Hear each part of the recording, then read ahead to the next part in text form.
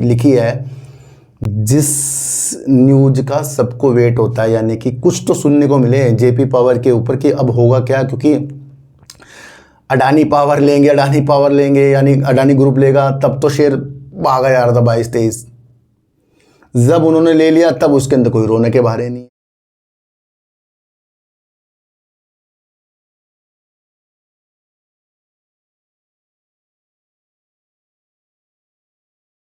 करता हूं आपका अपने ही चैनल पर जिसका नाम है सार्थक बाजार से। आज हम बात करेंगे अडानी पावर की। देखो सर, अडानी पावर ने अपनी क्षमता को तीसरी बार बढ़ा दिया है। इससे पहले 41 गीगावाट थी कि हम इतना कर लेंगे, उससे पहले कुछ कम थी, अब इसे बढ़ाकर इसने 45 गीगावाट कर दिया है, यानी कि अपनी क्षमता बढ़ा ली। समय वही है।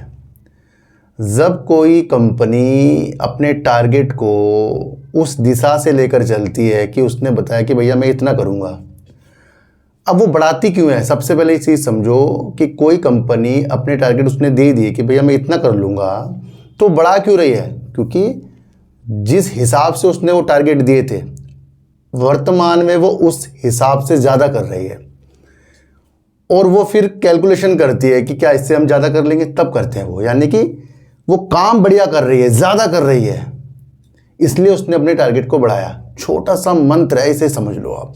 मंत्र नहीं, चीज़ें समझो कि कोई कंपनी अपनी स्थिति को बता रही है, फिर कह रही मैं इतना कर दूंगी, तो इसका मतलब उसका काम बहुत बेहतरीन है।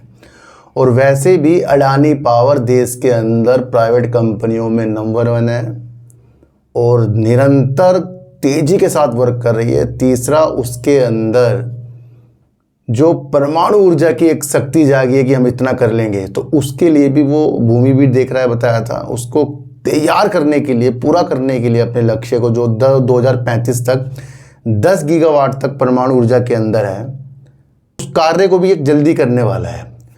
इसी न्यूज के अंदर जो 24% की हिस्सेदारी जेपी पावर के अंदर अडानी पावर की है, उस न्यूज को भी समझेंगे। यानी कि आज अडानी पावर से उसकी क्षमता, उसके परमाणु ऊर्जा की क्षमता, और जेपी पावर जो 24% की हिस्सेदारी लेकर अडानी पावर बैठा है, उसका होगा क्या, वो भी समझ में आएगा। तो सर, काफ़ी दिनों से मैं आपके कमेंट का जवाब नहीं दे रहा है, करीब 6 से 7 दिन हो गया। आपको पता ही है कि मेरी फादर की मृत्यु हो गई थी, और उस वजह से मैं ये अभी कमेंट में, अभी मेरा दिमाग नहीं लग रहा है उस हिसाब से ना।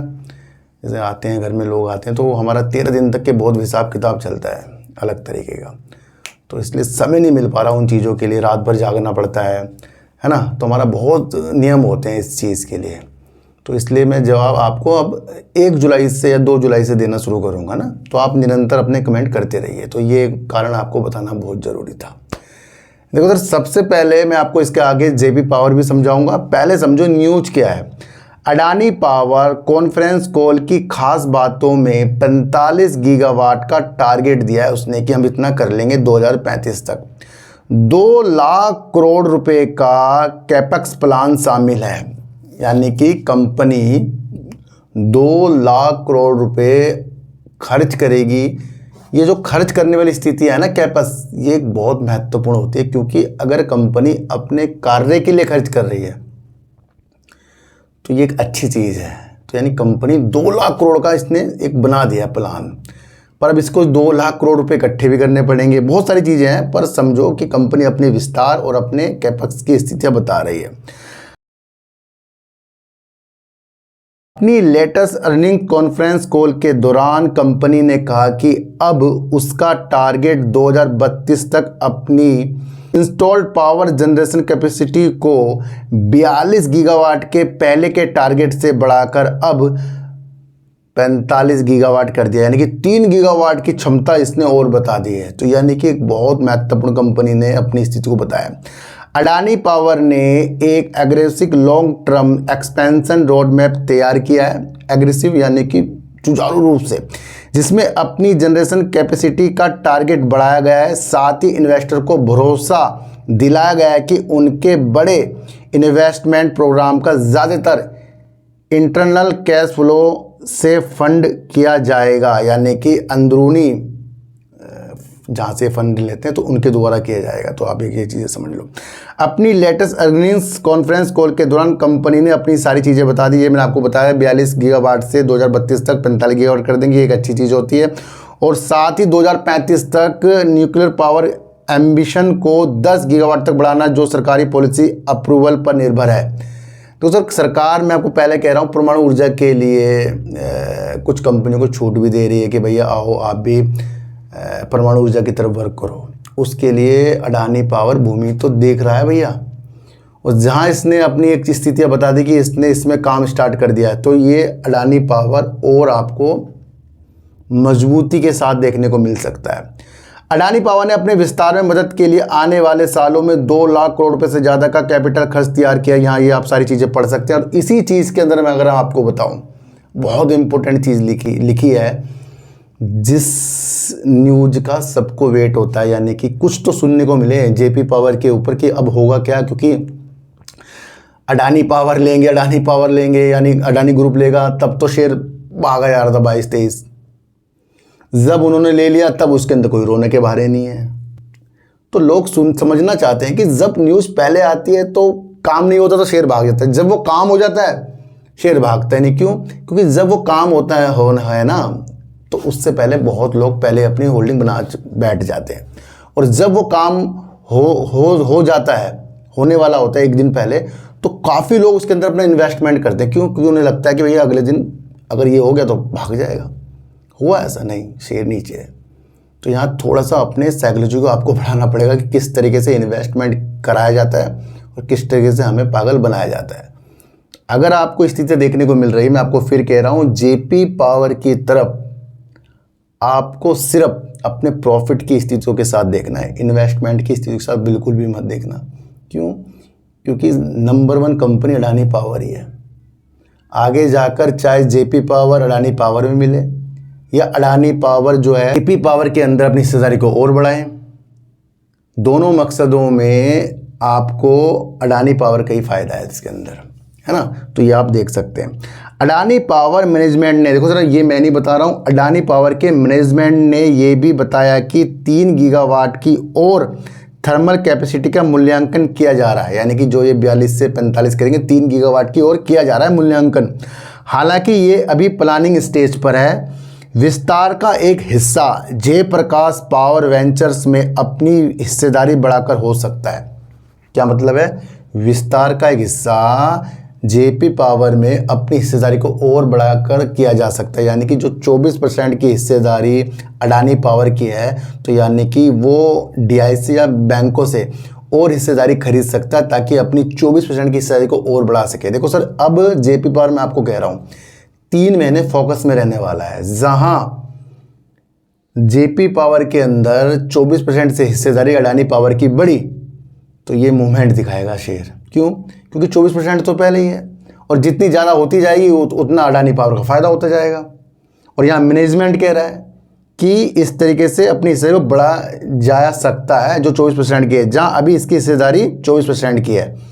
तो ये मुझे आपको समझाना था कि यहाँ पर अडानी पावर के अंदर जो भी चीज़ें जेपी एसोसिएट से संबंधित जेपी पावर के अंदर 24% की है, वो 24% या तो आपको बढ़ती हुई दिखे तब पॉजिटिव, और ये खुद बता ही रहे हैं कि एक हो सकता है आगे जाकर। देखो सर, प्रोजेक्ट पाइपलाइन पटरी पर बनी हुई है। यानी कि इसके जो प्रोजेक्ट है, जो काम चल रहे हैं, वो कितना है? एक तो 1320 मेगावाट का जो दिसंबर 2026 तक स्टार्ट हो जाएगा। दूसरा 1600 मेगावाट का वित्त वर्ष 2028 में हो जाएगा। फिर इस तरीके से सारी चीज़ें हैं। अच्छा, ये सबसे इम्पोर्टेंट है। देखो सर, कोई कंपनी अगर कोई प्रोडक्ट बना रही है, कुछ चीज़ बेच रही है, तो उसके एक समझौते भी होते हैं कि कौन खरीद रहा है, कब तक खरीद रहा है। तो ये सबसे बड़ा एक पॉजिटिव संकेत है अडानी पावर के लिए। कौन सा? देखो सर, अडानी पावर ने कहा कि उसकी 95% यानी कि 100% अगर ये बिजली बना रहा है, तो उसकी 95%, सिर्फ 5% छोड़कर 95% बहुत ज़्यादा होता है, इंस्टॉल्ड कैपेसिटी अब long term power purchase agreement यानी कि पीपीए से जुड़ी है। ये क्या मकसद है?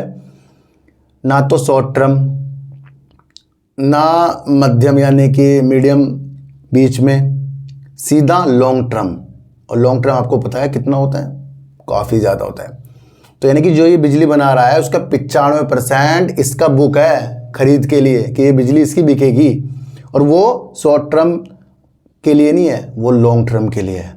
तो यानी कि आश्वस्त होगी कंपनी की भैया उसका जो चीज़ वो बेच रही है उससे उसे पैसा मिलेगा। जिससे क्या है कि जिस तरीके से बाजार के अंदर और कंपनियां हैं या किसको परियोजना मिलेगी किसको क्या मिलेगी उस पर ये डिपेंड कम हो गया है। क्यों? क्योंकि इसके तो 95% बिक नहीं है। तो ये एक बहुत बेहतरीन चीज़ है जिसे आप समझकर चल सकते हैं। खास बात यह कि अडानी पावर ने फिर कहा कि उसने प्लान किए गए 2 लाख करोड़ रुपए से ज़्यादा के कैपेक्स का मुख्य रूप से अंदरूनी सोर्सेज से फाइनेंस किए जाने की उम्मीद है। अंदरूनी जो उनको जानते हो, जिन्हें वो जानते हो, उससे ही पैसा लेंगे, किसी और तरीके से पैसा नहीं लेंगे, जिससे बाहर से ज़्यादा फंड जुटाने की ज़रूरत कम हो जाएगी। यानी कि विदेशों से फंड जुटाने की चीज़ें या अलग तरीके से कम हो जाएंगी, तो अंदरूनी तौर पर ये पैसा जुटाएंगे। तो QIP के लिए भी सिर्फ एक मदद है, वो उसके लिए कंपनी ने मंजूरी दे दी है, पर वो उसको बाद में देखेंगे कि वो करेंगे नहीं करेंगे, यहाँ पर ये पढ़ सकते हैं।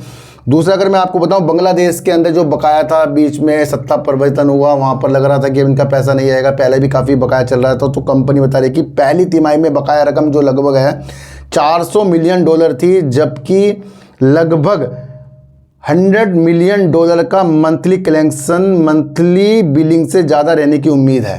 यानी कि $100 मिलियन से ज़्यादा पैसा आने की वहाँ से उम्मीद है, जिससे बकाया रकम और कम करने में मदद मिलेगी। तो ये भी एक पॉजिटिव संकेत यहाँ पर हो गया है। अब समझो, जयप्रकाश अधिग्रहण समय के साथ बढ़ेगा। जो जयप्रकाश का अधिग्रहण है समय के साथ बढ़ेगा। अडानी पावर ने हाल ही में कहा कि जयप्रकाश पावर वेंचर में 24% की हिस्सेदारी है। प्रयागराज पावर जनरेशन जो इसने पहले की थी उसमें 11.49% है। इसने इंसॉल्वेंसी प्रोसेस के जरिए एक और 180 मेगावाट पर पावर प्लांट का भी खरीदा है। तो यानी कि ये समय के साथ बढ़ेगा। देखना यह कि अब 24% की हिस्सेदारी है जो कंपनी बढ़ाती है या कितने दिनों बढ़ाती है, क्योंकि उम्मीद तो है कि अब कंपनी इसके अंदर अपनी हिस्सेदारी बढ़ाएगी अडानी पावर। तो ये वो सारी चीज़ें, बाकी इसके अंदर परमाणु चीज़ें के बारे में बता रखा है, इसे आप समझकर चल सकते हैं। तो सर, तो ये अडानी पावर की एक मजबूत स्थितियाँ दिखा रहा है, जहाँ पर वो जेपी पावर के अंदर भी अपनी हिस्सा आगे बढ़ा सकता है। और उसका कुछ चीज़ें अगर मैं आपको बताऊँ तो कहीं ना कहीं, तो मैं अगर आपको और बताऊं तो मैनेजमेंट ने कहा कि जेपी पावर को एक एसोसिएट के तौर पर गिना जाएगा। ऐसा नहीं गिना जाएगा कि भैया सारा चीज़ इनकी है, जिसका मतलब है कि अडानी पावर की कमाई में सिर्फ उसके मुनाफे का हिस्सा ही दिखेगा। यानी कि 24% की हिस्सेदारी अगर अडानी पावर की जेपी पावर के अंदर है, और जो कुछ अच्छा खासा चीज़ जो है जेपी पावर ने कर दिया, तो उसको 24% के हिस्से से जो भी प्रॉफिट मिलेगा उसे अडानी पावर की चीज़ों में दिखा सकते हैं। इसका मतलब ये है। तो यहाँ पर आपको ज़्यादा चीज़ें समझनी है कि अडानी पावर ही यहाँ मजबूत है। बाकी शॉर्ट टर्म अगर आप स्थितियाँ हैं तो वो आप अलग ढंग से अपनी स्थिति को समझ सकते हैं। आज की वीडियो आपको कैसे लगी अगर मुझे जरूर बताना। किसी को भी खरीदने बेचने की नीतियाँ मेरे चैनल पर बिल्कुल भी नहीं है। मेरा कोई टेलीग्राम कोई व्हाट्सएप ग्रुप नहीं है, ना ही आज तक मैंने बनाया।